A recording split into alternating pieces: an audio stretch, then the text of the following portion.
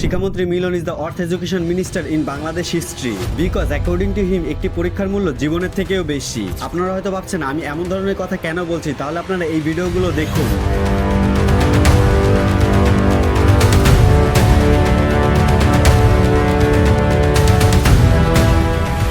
টানা 72 ঘন্টা বৃষ্টি হওয়ার কারণে বাংলাদেশের প্রায় প্রতিটি জেলাতে রাস্তা ঘরবাড়ি পুরো পানিতে তলিয়ে গিয়েছে। অনেক জায়গায় কোমর পর্যন্ত পানি হয়ে গেছে এবং মানুষ ঘর থেকে পর্যন্ত বের হতে পারছে না। আর ঠিক এমন পরিস্থিতিতেই এইচএসসি পরীক্ষার্থীদের তাদের পরীক্ষা দিতে যেতে হয়েছে। শিক্ষার্থীরা কোমর সমান পানির মধ্য দিয়ে তাদের জীবন ঝুঁকিতে ফেলে পরীক্ষা দিতে গিয়েছে। কেউ ড্রেনের মধ্যে পড়ে গিয়েছে, কেউ বা আবার হোঁচট খেয়ে পড়ে গিয়েছে। আর অন্যদিকে আমাদের শিক্ষামন্ত্রী যে কিনা এসি রুমে বসে হেলিকপ্টারে চড়ে এই কথাগুলো বলছে।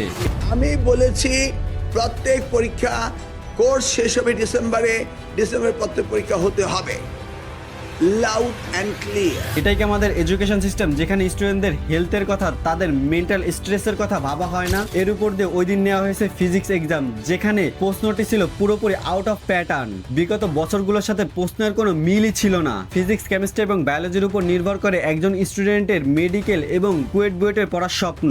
আর এমন পরিস্থিতিতে এমন একটি এক্সাম নিয়েছে এবং প্রশ্ন এত হার্ড করেছে যে অনেক শিক্ষার্থী এক্সাম হলেই কেঁদে দিয়েছে। তাই এটা শুধু একটা পরীক্ষা না, এটা মানবতার প্রশ্ন। যখন একটা এক্সাম একটা জীবনের থেকেও বেশি গুরুত্বপূর্ণ হয়ে যায়, তখন বুঝতে হবে কোথাও না কোথাও বড় সমস্যা আছে। শিক্ষা কখনো শিক্ষার্থীদের বিপদে ফেলতে পারে না। আজকের এই পরিস্থিতি দেখিয়ে দিচ্ছে সিস্টেম কোথাও না কোথাও ফেল করেছে।